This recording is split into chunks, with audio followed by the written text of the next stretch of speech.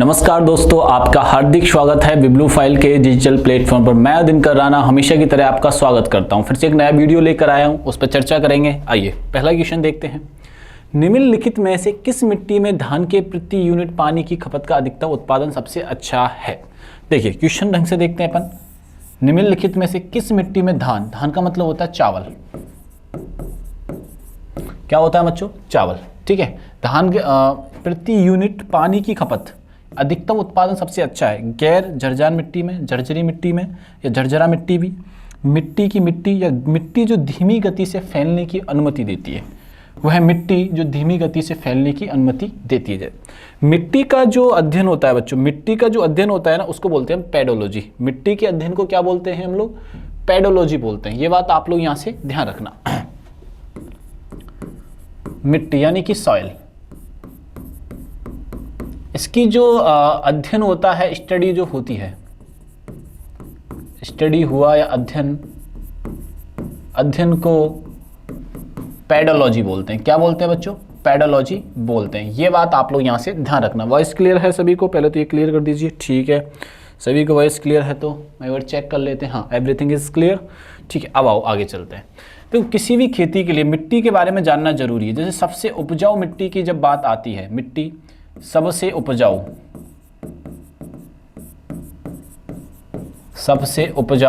मिट्टी, ठीक है, तो वो होती है जलोढ़ मिट्टी। कौन सी होती है बच्चों? जलोढ़, जिसे एलोविल सॉइल कहते हैं। क्या कहते हैं? एलोविल सॉइल कहा जाता है। ये नदियों के द्वारा बहाकर लाई जाती है। किसके द्वारा बहाकर लाई जाती है? ये नदियों के द्वारा बहाकर लाई जाती है। नदियों के द्वारा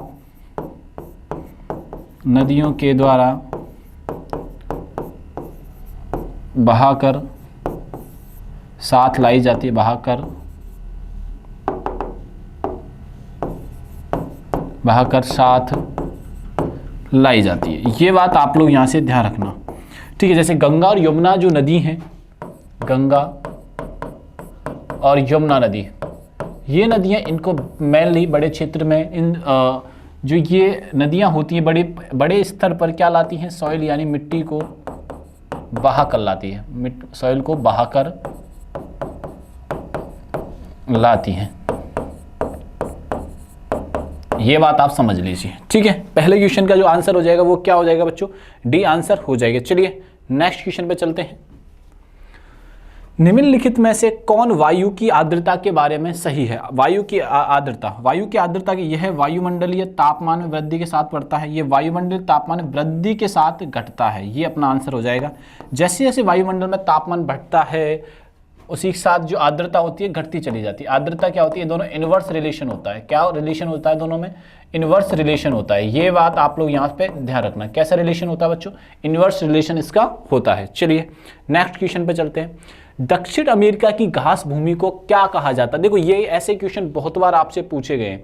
ये क्वेश्चन क्या है बच्चों? कई बार आपसे पूछा गया। जैसे मैं आपसे पूछूं कि दक्षिण अमेरिका, ठीक है, और साउथ अमेरिका, दक्षिण अमेरिका यानी कि साउथ अमेरिका, एक नॉर्थ अमेरिका से भी क्वेश्चन आ जाता है।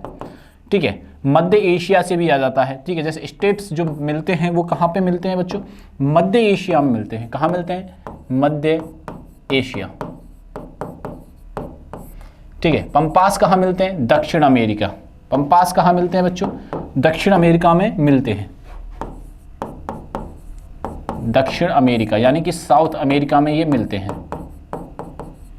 ये बात समझ में आई कि नहीं है? जैसे प्रेरीज का मैं बात करूं आपसे, तो ये कहाँ मिलता है? नॉर्थ अमेरिका में मिलता है। कहाँ मिलता है बच्चों?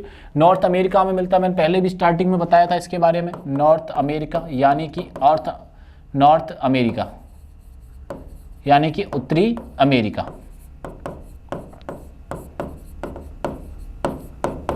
उत्तरी अमेरिका मिलता है। और सवाना जो मिलते हैं वो अफ्रीका में मिलते हैं। कहाँ पे मिलते हैं बच्चों? अफ्रीका में। तो ये सारी चीज़ें हमें ध्यान रखना है ग्रासेस के बारे में, यानी घास के बारे में।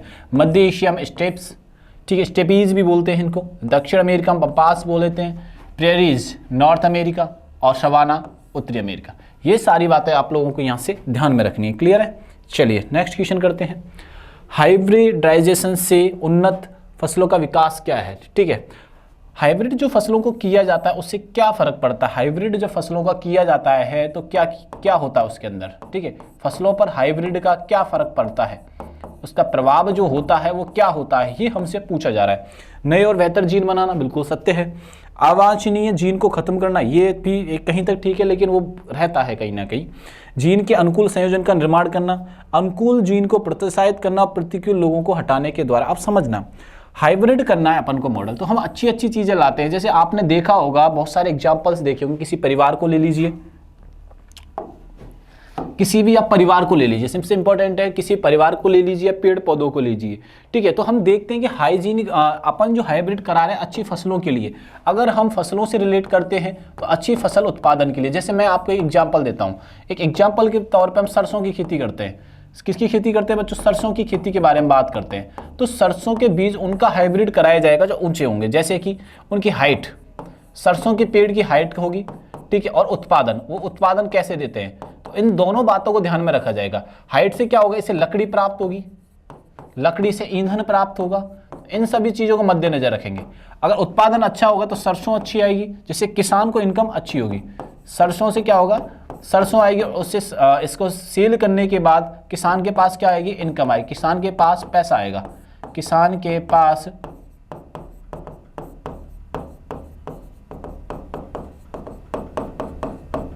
पैसा आएगा। बात समझ में आई कि नहीं आई, बात समझ में आई, ठीक है। सरसों का हमने हाइब्रिड किया, जैसे ही अलग अलग किस्मों का किया जाता है, जैसे गेहूं का कर लिया आपने, बाजरे का कर लिया, ठीक है, बाजरा के अलावा और दूसरा क्या कर सकते हैं अपन, गन्ने का कर लिया। तो ऐसे करके गन्ने के अच्छी जीन करने के लिए, अच्छी चीजों को उपजाने के लिए, अब ऑप्शन की तरफ आइए, आप देखते हैं जीन के अनुकूल संयोजन का निर्माण, नए और बेहतर जीन को बनाना, बिल्कुल सत्य है। अवांछनीय जीन को खत्म करना, ये कहीं तक ये इसे समाप्त नहीं किया जा सकता है, कभी कभी आ ही जाते हैं कोई ना कोई वर्जन। जीन के अनुकूल संयोजन का निर्माण करना, हाँ भाई, जीन के अनुकूल और संयोजन का निर्माण करना, एक सही भी हो और सही का भी चीजों का निर्माण हो, ठीक है, संयोजन भी हो निर्माण भी इसका हो जाए, तो आंसर ज्यादा सही कौन सा है, सी आंसर होगा, producing favourable combination of genes. ये बात आप लोग यहाँ से ध्यान में रखिएगा, ठीक है। अब सबसे ज्यादा जो हाइब्रिड खेती जो की जा रही है वो चाइना में की जा रही है। सर्वाधिक जो हाइब्रिड खेती की जा रही है बच्चों, वो कहाँ की जा रही है, सर्वाधिक हाइब्रिड खेती चाइना में की जा रही है, चीन में ये खेती की जा रही है। कहाँ की जा रही है, चाइना, यानी कि चीन में खेती की जा रही है। ये बात आप लोग यहाँ से ध्यान में रखिएगा। क्लियर हुआ या आंसर नहीं हुआ, ठीक है, सारी बातें आप लोग यहाँ से ध्यान में रखिएगा। चलिए नेक्स्ट क्वेश्चन पे चलते हैं। निम्नलिखित खनिजों में से किसकी कमी से गोइटर होता है। गोइटर का मतलब समझो गलगंड रोग होता है, ठीक है, ये गले पे हो जाता है, गला जैसे मेरा गला है, गला ऐसे फूल जाता है, इसके अंदर क्या होता है, गला फूल जाता है, आयोडीन की कमी से होता है। किसकी कमी से होता है, आयोडीन की कमी से होता है। ये बात आप लोग यहाँ से ध्यान रखना। तो गोइटर जो रोग होता है इसे गलगंड रोग कहा जाता है। पहली बात तो नाम, इस बार नाम चेंज कर दिया गया है थोड़ा सा, ये बात ध्यान रखना। तो आंसर क्या आ जाएगा, आयोडीन। अब आपसे पूछ ले कि विटामिन ए की कमी से क्या होता है, तो विटामिन ए की कमी से जो रोग होता है बच्चों, वो याद रखिएगा, विटामिन ए की कमी से क्या होता है, आंखें कमजोर हो जाती हैं, ठीक है, आंखों को धुंधलापन आ जाता है, आंखों से सूखापन आ जाता है आंखों में, ठीक है, आंखों से रिलेटेड हो जाता है। जैसे रतौंधी रोग भी तो होता है, रतौंधी रोग आ जाता है, आंखों में सूखापन आ जाता है, आंखों में सूखापन आ जाता है, सूखापन आ जाता है, ये आता है विटामिन ए की कमी से, ठीक है। कैल्शियम, कैल्शियम से क्या होता है, हड्डियां कमजोर हो जाती हैं, हमें पता ही है।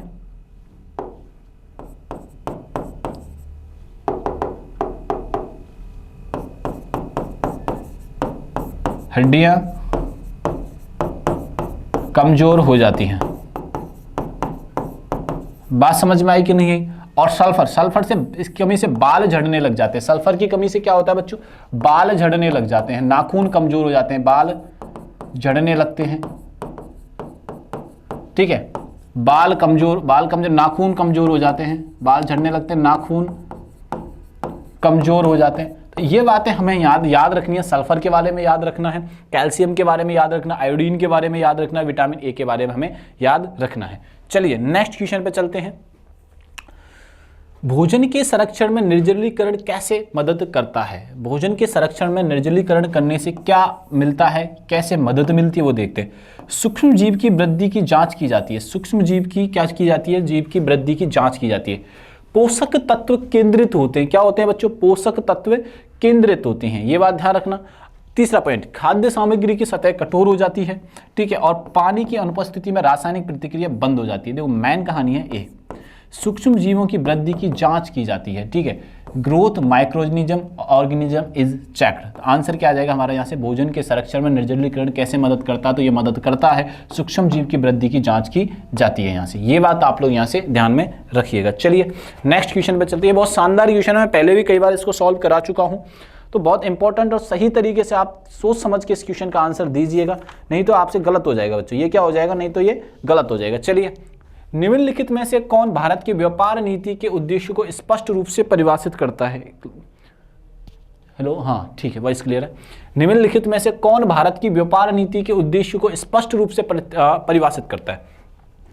निर्यात और आयात प्रतिस्थापन का निर्यात करता है, निर्यात उन्मुख है, आयात निर्मुख है, उन्मुख है, उपरोक्त में से कोई नहीं। देखो, भारत की जो व्यापार नीति है वो निर्यात और आयात दोनों ही है। निर्यात, ठीक है ना, एक्सपोर्ट, बात समझ में आई कि नहीं है, ठीक है।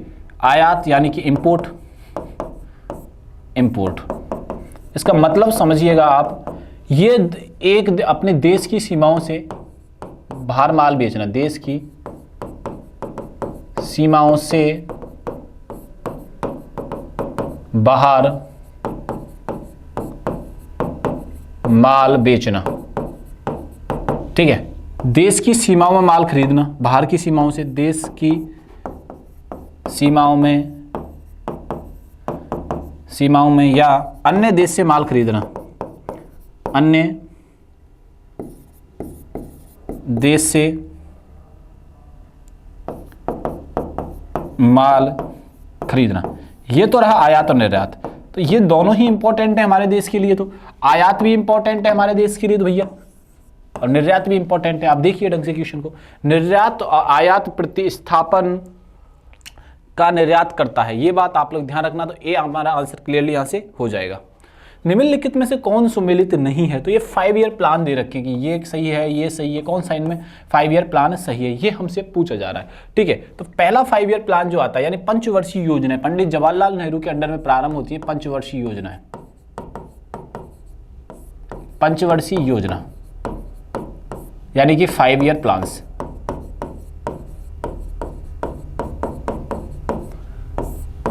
ठीक है, पंचवर्षीय प्लान यानी कि 5 ईयर प्लान कब, जैसे फर्स्ट ऑप्शन दे रखा है, इनमें गलत अपन को निकालना है। तो पहला सही है, यानी 1951 से 56 तक रहता है, सत्य बात है ये। तो 1951 से लेकर 1956 तक रहता है, पहले ये सत्य बात है। अब इसका उद्देश्य क्या था बच्चों? वो था कृषि, उद्देश्य यानी पर्पज क्या था? कृषि को बढ़ावा देना, एग्रीकल्चर को क्या करना बच्चों? बढ़ावा देना। ये इसका क्या था? टारगेट था भाई, एग्रीकल्चर को हम लोग बढ़ावा देंगे, क्योंकि हमारा देश जो था है, आज भी देश है हमारा कृषि प्रधान देश, कृषि प्रधान देश है। देश कैसा है हमारा? कृषि प्रधान। ये बात अपने को यहां से याद रखनी है, क्या है हमारा देश? कृषि प्रधान है। इसलिए किस चीज पे फोकस किया गया? तो भाई कृषि पर फोकस किया गया। किस पर फोकस किया गया? कृषि पर। अब दूसरा पंचवर्षीय जो प्लान प्रारंभ होता है बच्चों, वो भी सुन लीजिए। सेकंड 5 ईयर प्लान जो प्रारंभ होता है वो 1956 से लेकर 1961 तक था। ये भी सत्य बात है, ये भी क्या है बच्चों? सत्य बात है। 1961 से लेके 1956 से लेके 96 तक रहता है सेकंड 5 ईयर प्लान। इसका जो उद्देश्य रहता है, इसका उद्देश्य रहता है इंडस्ट्री। पहले तो हमने फोकस किस पे किया था? इंडस्ट्री यानी कि उद्योग पे रहता है। पहला जो फोकस था वो था एग्रीकल्चर पर। पहला फोकस किस पे था? एग्रीकल्चर पर। दूसरा फोकस जो हमारा होता है बच्चों किस पे हो जाता है? तो सेकंड जो हमारा फोकस होता है वो इंडस्ट्री पे हो जाता है। किस पे हो जाता है? इंडस्ट्री पे हमारा फोकस हो जाता है। ये बात भी सत्य है। तीसरा जो 5 ईयर प्लान होता है वो 1961 से लेकर 19, इसमें जो दे रखा है 60, ये अधूरा रहता है वैसे, ठीक है, लेकिन प्रारंभ कब हो जाता है? 1961 में ही ये प्रारंभ हो जाता है। इसका जो पर्पज होता है, इन दोनों पर्पजों को इसमें मिला दिया जाता है, यानी कृषि के पर्पज को मिला दिया जाता है और इंडस्ट्री, दोनों को ही इसमें मर्ज कर दिया जाता है, यानी कि एग्रीकल्चर प्लस इंडस्ट्री दोनों का ही ये पर्पज रहता है। तो पहला ऑप्शन भी सही है, दूसरा सही है। तीसरा जो आता है ये 1966 से नहीं, 4th ईयर प्लान जो स्टार्ट होता है वो स्टार्ट होता है 1969 से लेकर 1974 तक। तो 4th 5 ईयर प्लान जो रहता है वो कब प्रारंभ होता है बच्चों? 1969 से लेकर 1964 तक ये बच्चों प्रारंभ रहता है। ये बात आप लोग यहाँ से ध्यान रखना, ठीक है। इसका उद्देश्य क्या था? गरीबी हटाओ। इसका उद्देश्य क्या था चौथे 5 ईयर प्लान का? इसका था गरीबी हटाओ। आज भी गरीबी हटा रहे हैं अपन लोग, गरीबी हटाओ। तो ये बात आप लोग यहाँ से ध्यान में रखिएगा। तो आंसर हमारा क्या है यहाँ से डी, ठीक है ना। सारे क्लियर हो चुके हैं। अपन गलत आंसर देना था, गलत आंसर हमारा इसमें डी है, बाकी 3 सही है। चलिए, निम्नलिखित में से कौन सी स्पष्ट रूप से मिश्रित अर्थव्यवस्था को परिभाषित करता है? ठीक है, मिश्रित अर्थव्यवस्था, मिक्स्ड इकोनॉमी को जो परिभाषित करता है वो हमसे पूछा जा रहा है। निजी और सार्वजनिक क्षेत्र का सह अस्तित्व है, ये सत्य है कि निजी और सार्वजनिक का सह अस्तित्व होना चाहिए। छोटे बड़े उद्योगों का सह अस्तित्व है, उद्योग पूरी तरह सरकार के स्वामित्व में, सरकार द्वारा उत्पादन के साधनों पर नियंत्रण। भैया देखो, निजी कार्य और सार्वजनिक कार्य दोनों क्षेत्रों पर सह अस्तित्व होता है, ठीक है। को एक्सिटेंस जो होता है दोनों होता है, जिसमें निजी क्षेत्र भी शामिल होते हैं और सार्वजनिक क्षेत्र भी शामिल होते हैं। निजी और सार्वजनिक क्षेत्रों का होता है। ये कौन सी इकोनॉमी होती है? ये मिश्रित इकोनॉमी, यानी कि मिश्रित इकोनॉमी यानी कि कौन सी इकोनॉमी होती है बच्चों? मिक्स्ड इकोनॉमी होती है। कौन सी इकोनॉमी होती है? ये मिक्स्ड इकोनॉमी होती है। ये बात आप लोग यहां से ध्यान रखना, ठीक है। आप ध्यान, दूसरी होती है पूंजीवादी, जिसमें पूंजीवादी का अस्तित्व रहता है। ये बात आप लोग यहाँ से ध्यान रखना। तो हमारा आंसर यहाँ से क्या हो जाएगा? ए हो जाएगा। क्लियर है नहीं है? ठीक है। जैसे ऑप्शन दे रखा छोटे बड़ों उद्योगों का सह अस्तित्व, इसमें नहीं है, ये पूंजीवादी में आएगा, जहाँ पर अस्तित्व कौन होता है? पूंजीवादी लोग रहते हैं। ये बात आप लोग यहाँ से ध्यान में रखिएगा। अगर सरकार के अंडर में होता सारी चीजें तो सरकार के अधीन अर्थव्यवस्था होती, बट यहाँ पे भारत देश के अंदर निजी क्षेत्रों में भी है, सार्वजनिक क्षेत्रों में भी है। तो दोनों क्षेत्रों में कौन सी इकोनॉमी आती है? मिक्स्ड इकोनॉमी यानी मिश्रित इकोनॉमी आती है। ये बात आप लोग यहां से ध्यान में रखिएगा। अगला नेक्स्ट देखते हैं, निम्नलिखित में से कौन सा आमतौर पर एसिड में मौजूद होता है? हमसे ये पूछा जा रहा है। तो आमतौर पर जो एसिड में मौजूद होता है बच्चों, वो क्या होता है? वो होता है हाइड्रोजन। क्या होता है? हाइड्रोजन। ये बात आप लोग यहाँ से ध्यान रखिएगा। तो आमतौर पर एसिड में जो मौजूद होता है वो क्या मौजूद होता है? हाइड्रोजन मौजूद होता है। क्लियर है? चलिए आगे चले नेक्स्ट क्वेश्चन पे। चलिए, भूमध्य रेखा की तुलना में मनुष्य ध्रुवों पर अधिक वजन क्यों रहता है? ध्रुवों पर अधिक वजन क्यों रहता है? ये बात आप लोग यहाँ से ध्यान रखना। ध्रुवों पर वजन रहने के पीछे कारण क्या है? क्योंकि ध्रुवों पर कोई वायुमंडल नहीं है, क्योंकि ध्रुवों पर गुरुत्वाकर्षण का खिंचाव अधिक होता है, क्योंकि ध्रुवों पर गुरुत्वाकर्षण खिंचाव कम होता है। उपरोक्त में से कोई नहीं। आंसर क्या है कि ग्रेविटी यानी गुरुत्वाकर्षण बल जो होता है ध्रुवों पर अधिक होता है। ये बात समझ में आई कि नहीं है? ये बात आप ध्यान रखना। इस वजह से वजन क्या होता है? अधिक होता है। निम्नलिखित में से वंदे मातरम किसने लिखा था? जो हमारे राष्ट्रगीत है वो किसने लिखा था? राष्ट्रगीत की अगर बात की जाए तो राष्ट्रगीत के बारे में आप 2-3 चीजें जान लीजिए। वंदे मातरम, वंदे मातरम ये लिखा था बंकिम चंद्र चटर्जी ने। बंकिम चंद्र चटर्जी ने। ये पहले तो ये देखो ऑप्शन में है भी या नहीं भी है बिल्कुल है भी है, ठीक है ना। अब है तो आगे भी बात करते हैं इनकी। अब देखो बंकिम चंद्र चटर्जी साहब ने किया था। ये जो लिखा गया है ना वो जो बांग्ला में लिखा गया है, ठीक है, और हिंदी में लिखा गया है। 2 भाषाओं का इंपैक्ट हमें देखने को मिलता है वंदे मातरम में। ये बात ध्यान रखना, बांग्ला में भी है, हिंदी में भी, और एक और लैंग्वेज आ जाती है संस्कृत में भी है, ठीक है। इसका कम प्रयोग देखने को मिलता है। एक जो मिलता है हमें संस्कृत का देखने को मिलता है। बात समझ में आई कि नहीं है? क्लियर कर लो ये सारी चीजें। किस लैंग्वेज का होता है? संस्कृत। एक उपन्यास लिखा गया था आनंद मठ, उसमें यह प्रकाशित हुआ था कांग्रेस के अधिवेशन 1896 में। आनंद मठ नाम का एक उपन्यास है, आनंद मठ। उसमें होता है पहली चीज 1896 में कांग्रेस अधिवेशन में यह बताया गया था। कांग्रेस अधिवेशन में यह पहली बार इंट्रोडक्शन होता है।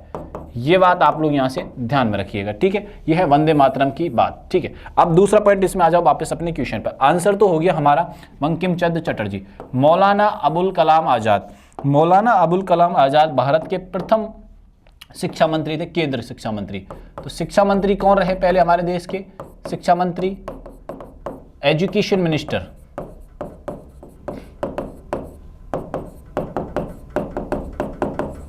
पहले एजुकेशन मिनिस्टर मौलाना अबुल कलाम।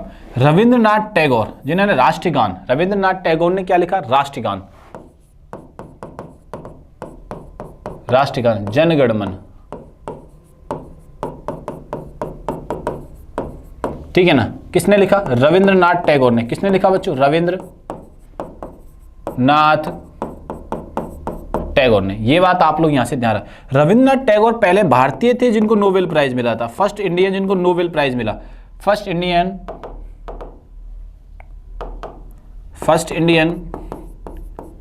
जिनको क्या मिला बच्चों? नोबेल प्राइज मिला। फर्स्ट इंडियन जिन्हें क्या मिला? First Indian Nobel prize winner, Nobel prize winner कब मिला था? 1913 में मिला था। किस में मिला था? लिटरेचर में मिलता है, साहित्य में मिलता है इनको।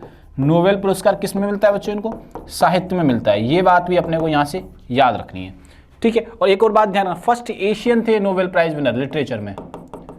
लिटरेचर में फर्स्ट एशियन भी, फर्स्ट इंडियन, फर्स्ट एशियन, ठीक है, फर्स्ट इंडियन। ये सारी बातें अपने को यहां से याद रखनी है, ठीक है। चलिए नेक्स्ट क्वेश्चन पे चलते हैं।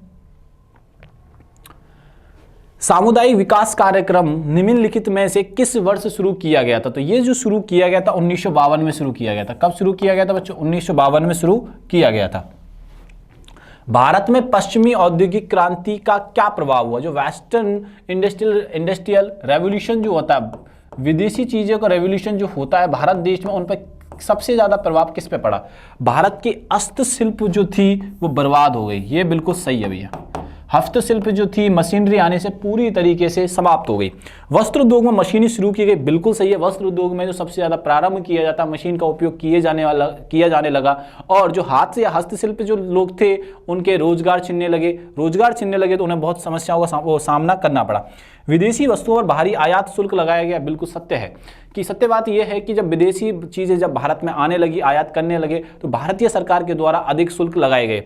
सभी तकनीकी हाथों को रोजगार मिला, तकनीकी जो हाथ टेक्नीशियन जो थे उनको रोजगार मिला, बाकी सत्य है, ठीक है। और सबसे ज्यादा क्रांति का प्रभाव जो पड़ा, भारत के हस्तशिल्प बर्बाद हो गए कंप्लीटली। ये सबसे ज्यादा रुइंस हो गए, पूरी handicraft of India were ruined. ये बात आप लोग यहाँ से ध्यान रखना, ये बहुत इंपॉर्टेंट बात है कि हमारे देश के लिए। चलिए आगे चलेंगे, आगे चलिए नेक्स्ट क्वेश्चन पे चलते हैं। अनुच्छेद 31V मान्य अधिनियम और विनियम संविधान के निम्नलिखित में किस भाग में निर्दिष्ट है? तो ये 9वीं अनुसूची में निर्दिष्ट है। कहां पे निर्दिष्ट है? ये 9वीं अनुसूची में निर्दिष्ट है। ये बात आप लोग यहां से ध्यान में रखिए। चलिए नेक्स्ट क्वेश्चन पे चलते हैं। संविधान सभा द्वारा भारत के संविधान को अंगीकार और अधिनियमित किया गया। तो अब ये बताओ कि भैया अंगीकार कब किया गया था? तो 26 नवंबर 1949 को किया गया था, और जो लागू जो किया गया था वो 26 जनवरी 1950 को किया गया था। ये 26 नवंबर है, 1950 को अंगीकार किया जाता है, और लागू जो किया जाता है वो संविधान कब किया जाता है? 26 जनवरी 1950 को किया जाता है। संविधान के जो निर्माता कहे जाते हैं बी.आर. अम्बेडकर जी कहे जाते हैं, अम्बेडकर है, ठीक है। ये बात भी आप लोग यहां से ध्यान में रखिएगा, बहुत इंपॉर्टेंट बात है, ठीक है। 26 जनवरी को लागू और 26 नवंबर 1949 को क्या किया था? इसे अंगीकार किया गया था। निम्नलिखित में से किस मुगल शासक ने भारत में मनसबदारी प्रणाली की शुरुआत की? तो पहली बार मनसबदारी प्रणाली की जो शुरुआत करता है वो करता है अकबर। कौन करता है बच्चों? अकबर करता है। ये बात आप लोग यहाँ से ध्यान रखना। बाकी भी जो लोग हैं मुगल या एम्पायर या अकबर के परिवार वाले, हुमायूं फादर साहब हैं, बाबर दादाजी हैं, और शाहजहां क्या है बच्चों? बेटा, नहीं पोता है, ये तो जहांगीर था बेटा, तो ठीक है। चलो इनके बारे में, अकबर के बारे में कुछ इंपॉर्टेंट चीजें जान लेते हैं। अकबर का जो जन्म होता है, जलाल नाम था इसका। कई इतिहासकार बोलते हैं बचपन का नाम नहीं था, ये वास्तविक नाम यही था। वास्तविक नाम मैं लिखवा रहा हूं कि अगर इनका आधार कार्ड बना होता तो वास्तविक नाम क्या आता? जलाल। ये बात आप लोग यहां से ध्यान रखना। रियल नेम क्या है? जलाल। बाद में जाके इसका नाम अकबर के नाम से जाने लगा। इसका जो जन्म होता है 15 अक्टूबर 1542 में होता है, ठीक है। ये बात आप लोग यहां से ध्यान रखना। माता का नाम जो है वो है, माता जी का नाम है हमीदा बानो बेगम, हमीदा बानो बेगम। पिताजी का जो नाम है, पिता जो है वो है हुमायूं, ठीक है। इनके जो संरक्षक रहते हैं बैरम खां, संरक्षक जो रहते हैं बैरम खां। इसकी जो दाहिमा रहती है महामंगा, ठीक है। बेटे का नाम जहांगीर, बेटे का नाम क्या है? जहांगीर। जहांगीर। इसे चित्रकारी का बड़ा शौक था, दारू पीने का और चित्रकारी का बहुत शौक था, इसको ध्यान रखना, ठीक है। किसको? जहांगीर को। जहांगीर के बेटा का क्या नाम है? शाहजहां। शाहजहां ने अपने जितने भी पुरुष लोग थे परिवार में सबको सिलटा दिया था, ठीक है। और शाहजहां को जेल में रखता है, इसका बेटा जेल में रखता है औरंगजेब। और जब ये खाना खाना जाता है तो दारा सिक्को का सर सजा के बेचता है शाहजहां के लिए औरंगजेब, क्योंकि शाहजहां का जो फेवरेट बेटा था वो था दारा सिक्को। ये बात आप लोग यहां से ध्यान रखना। दारा सिक्को। ठीक है, बात समझ में आई कि नहीं? औरंगजेब भी बेटा ही होता है इसका, ये बात भी अपन को इंपॉर्टेंट यहाँ से याद रखनी। तो ये मुगलिया सल्तनत की सच्चाई है। ठीक है, हमें कुछ ज़्यादा ही बढ़ा चढ़ा के इतिहासकार में इसके बारे में बताया जाता है।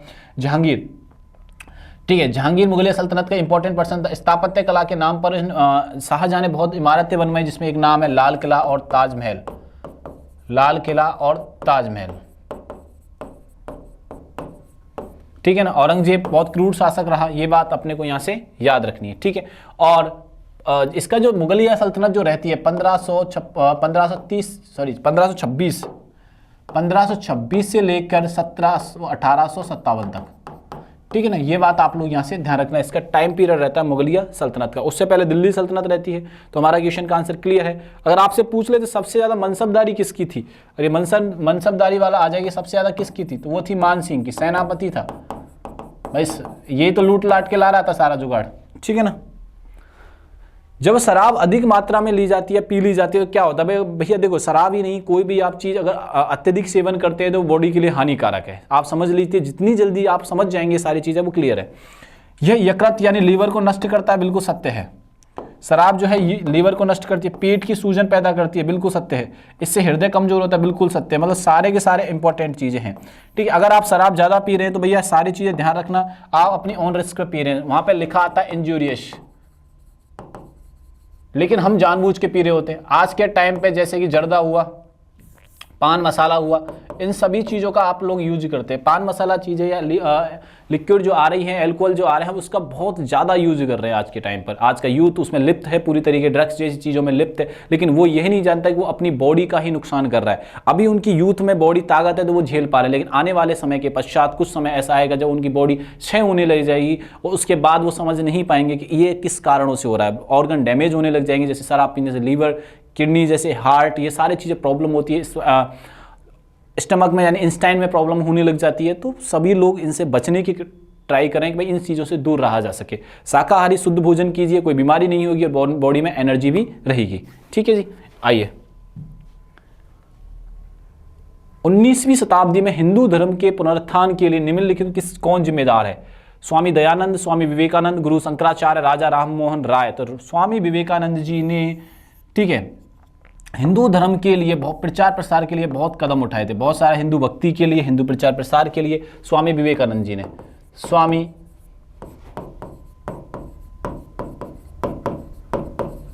विवेकानंद जी ने, ये बात आप लोग यहां से ध्यान रखना। ठीक है, चलिए नेक्स्ट क्वेश्चन अपन करते हैं। इस क्वेश्चन का बहुत इंपॉर्टेंट क्वेश्चन है, ढंग से सोच समझ कर आंसर करना है अपने को।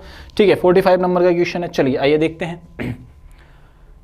क्या होता है जब पानी का तापमान 30 डिग्री सेल्सियस और 0 डिग्री सेल्सियस से गिर जाता है? तो गठित बर्फ की मात्रा पानी मात्रा में कम हो जाती है, बर्फ की मात्रा पानी की मात्रा से अधिक हो जाती है। बर्फ की मात्रा या मात्रा पानी की मात्रा से अधिक हो जाती है। बर्फ पर पानी जम नहीं पाएगा उपरोक्त में। ये इसका आंसर जो होगा, the volume of the ice formed will be more than the volume of water. Answer हो जाएगा बच्चों इसकी बी। ये बात आप लोग यहाँ से ध्यान में रखिएगा। चलिए नेक्स्ट क्वेश्चन करते हैं। अब करंट अफेयर्स के क्वेश्चंस करने वाले, ये रिपीटेड क्वेश्चंस हैं। ठीक है, अब आपकी किस तरीके से आप तैयारी कर रहे हो अब आपको पता लगेगा। करंट अफेयर कैसे पढ़ रहे हो आपको पता लगेगा। ये मैंने पहले भी आपको क्वेश्चन दे रखा है। ठीक है, इसीलिए मैं आपको बार बार बोल रहा हूँ बच्चों, रिवीजन, हमें रिवीजन चीज़ों का करना है। आप देखो, जो बच्चे रिवीजन करते हैं ना, उनमें डिसिप्लिन ऑटोमेटिक आने लग जाता है। रीजन क्या होता है? रिवीजन करने के बाद, रिवीजन करने के साथ साथ क्या होता है कि चीज़ें याद होती हैं। याद होती है तो हमारा पढ़ने का मन करता है। तो सबसे इंपॉर्टेंट बात है रिवीजन करो, और कुछ भी नहीं करना है अपने को। रिवीजन करने रहे टाइम से तो चीज़ें याद होंगी, आगे बढ़ने का टाइम भी मिलेगा और प्रॉब्लम सॉर्ट आउट होने लग जाएंगे और चीज़ें याद भी रहेंगी।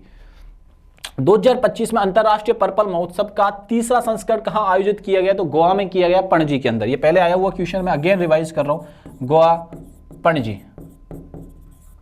ठीक है, चलिए नेक्स्ट क्वेश्चन करते हैं। भारत के स्वास्थ्य एवं परिवार कल्याण मंत्रालय का पहला मानसिक स्वास्थ्य राजदूत किसे नियुक्त किया गया है? तो इस किसे नियुक्त किया गया है? दीपिका पादुकोण को नियुक्त किया गया है। किसको नियुक्त किया गया बच्चों? दीपिका पादुकोण को नियुक्त किया गया है।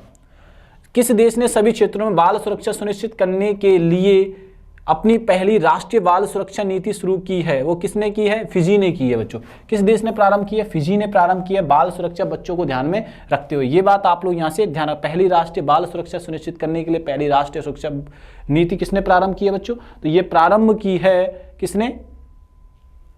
फिजी ने। ये बात आप लोग यहाँ से ध्यान में रखिएगा। चलिए नेक्स्ट क्वेश्चन करते हैं। 9 अक्टूबर 2025 से भारतीय रिजर्व बैंक आरबीआई के नए कार्यकारी निदेशक के रूप में किसे नियुक्त किया है? सोनाली सेन गुप्ता को किया गया है। किसे किया गया है? सोनाली सेन गुप्ता को किया गया है। जस्टिन वेलवी के बाद कैंटरबरी की पहली महिला आर्क बिशप के रूप में किसे नियुक्त किया गया है? तो DM साराबुल्ली को किया गया है। ये बात आप लोग यहाँ से ध्यान रखना। ऐसे करके हमने इस पेपर के CGL के 25 क्वेश्चन का सोल्यूशन किया। वीडियो अच्छा लगे तो दोस्तों को शेयर करना है और चैनल को सब्सक्राइब करना नहीं भूलना है। तब तक के लिए थैंक यू, धन्यवाद।